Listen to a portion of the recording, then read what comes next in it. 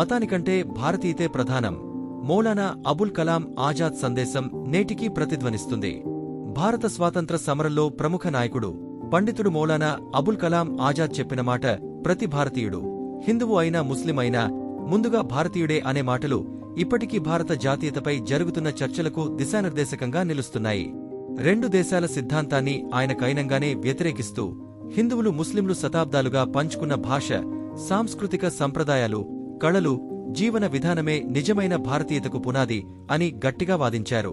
మతపరమైన గుర్తింపు వ్యక్తిగతమైనదే అయినప్పటికీ దానిపైన ఒక సామూహిక జాతీయత ఉండాలని ఆయన పేర్కొన్నారు.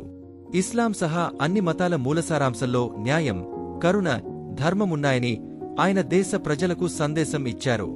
భావజాలం, మతాచారాలు భిన్నంగా ఉన్న ఆధ్యాత్మిక తాత్పర్యం మానవ సమైక్యతను ప్రోత్సహిస్తుందని ఖురాన్ ఆధారంగా ఆయన వివరణ చేశారు. విభజన సమయంలో కూడా ఆజాద్ ఐక్య భారతదేశానికే మద్దతుగా నిలిచారు.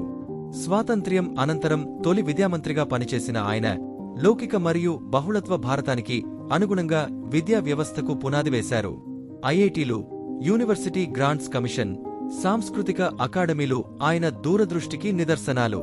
ప్రస్తుత కాలంలో పెరుగుతున్న మత ఆధారిత ద్వంద్వాలలో మౌలానా ఆజాద్ చెప్పిన సందేశం వైవిధ్యంలో ఐక్యత భారతదేశ భవిష్యత్తు కోసం కీలక మార్గదర్శకంగా నిలిచాయి. ఆయన వారసత్వం లౌకికత, సౌభ్రాతృత్వాన్ని, ప్రజాస్వామ్య విలువలను పునరుద్ధరించేందుకు స్ఫూర్తిగా నిలుస్తోంది.